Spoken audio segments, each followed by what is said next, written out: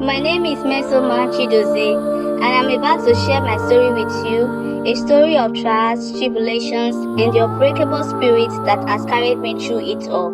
It's not a fairy tale, but a raw and honest account of my journey. I still remember the day my life took a drastic turn. I was just 9 years old, sitting by my mother's side, watching her fragile body weaken with each passing moment. Her eyes, once bright and full of life, now seemed dull and tired. She sang softly, her voice barely above a whisper, and then spoke words that would haunt me forever. Mmesoma, my love, you will be great and you will live longer. I am sorry I didn't take better care of you like other mothers do, but I will be watching over you from heaven, praying for you and guiding you through life's challenges. I was confused and scared. Heaven? I thought, why is she talking about heaven? She's right here with me.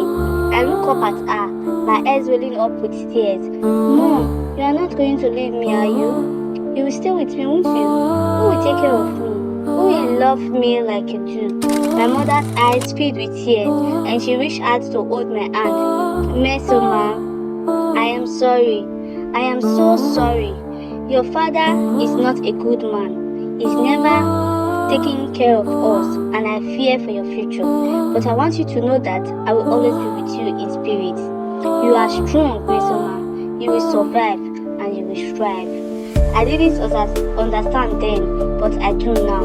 My father's hatred and resentment towards my mother stemmed from his own disappointment and frustration.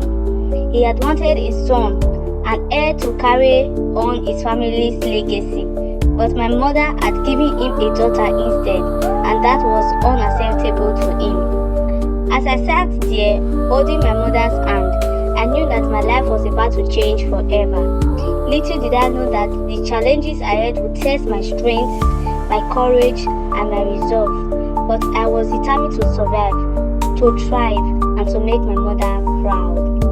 One fateful day, I watched my mother's frail body, desperately trying to cling to her fading life. She grasped my hand tightly, her eyes streaming with tears. I don't want to lose you, Mama, I whispered, my voice trembling. Please don't go, please stay with me. My mother's quick smile and gentle strokes on my hair were poignant contrast to the anguish and gripped my heart. My darling girl, you are so strong, she whispered, her voice barely audible. I am proud of you, but I must go. Just then, my father Chidioze stomped into the room, his face twisted in a scrawl. He struck me on the head, his anger and frustration boiling over me. You are good as dead, Mmesoma, he said. How can you be at home and let everything scattered? I pleaded with him, desperate to save my mother's life. Papa, please, Mama is dying. We need to take her to the hospital. I don't want to lose her. My father's response was a cruel and heartless one. To fiakwa is bad. His word dripping with malice. I'd rather use the money to drink palm wine than waste it on a dying woman. I knew my father had the means to save my mother. He was a successful businessman with multiple farms and trailers transporting his products across the country. But he chose not to care, not to act. As my mother's breathing grew shallower, I cried out for help, begging my father to take her to the hospital, but he ignored me, too engrossed in shaving his beard to bother with the life of his dying wife. I ran back to the room, my heart heavy with despair, and that's when I saw my mother lying breathlessly still. I couldn't believe my mother was gone. The thought of living without her in this cruel and heartless world was unbearable. I cried uncontrollably, my heart heavy with grief and fear. A while later, my father walked in, his voice expressionless. I grabbed him, my anger and hatred boiling over.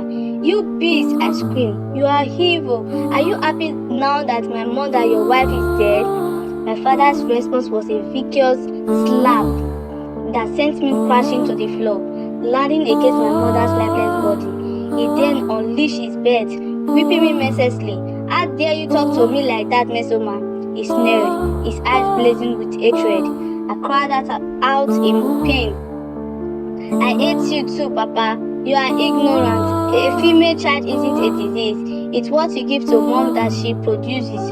You are just a big wish fool. For the first time, I had stood off to my father. My mother had always cautioned me to respect him, but now she was gone, and I was left to face his quitting alone. Just as my father raised his arm to strike me again, our neighbor Mmesoma intervened, grabbing his arm. "Abba, do you want to kill your daughter?" he exclaimed. My father struggled against Mmosoma's grips.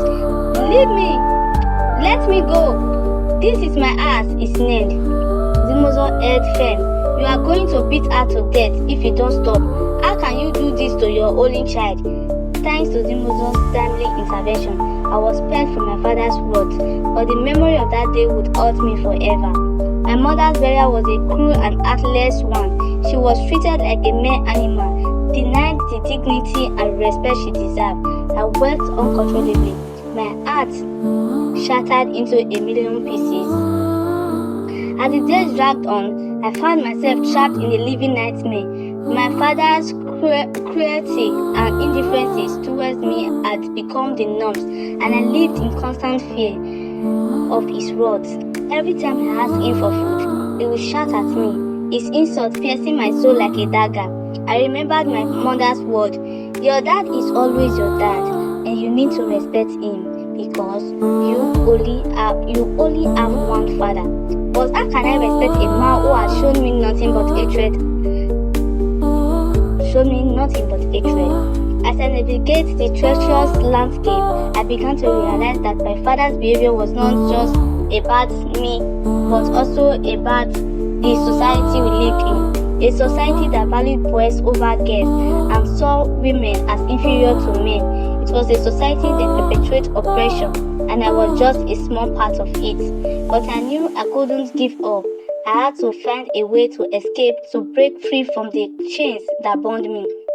And so I held on the hope that one day things would get better. That day, as I walked through the village, I saw Mmesoma, the neighbor who had saved me from my father's wrath. His kind eyes locked onto mine, and he said, "Mmesoma, my child, I know things are hard for you right now, but don't give up. You are strong, and you deserve a better life." His words were like a balm to my soul, and for the first time in weeks, I felt a sense of determination. But little did I know my father had other plans. 2 weeks after my mother's burial, he brought home a woman he claimed was his wife. She had a boy child already, and my father's eyes gleamed with excitement as he introduced her to me. "Mmesoma, this is your new mother," he said, his voice dripping with malice. "You will respect her and do everything she asks of you. If I hear any complaint from her, you are good as dead." Thanks for watching.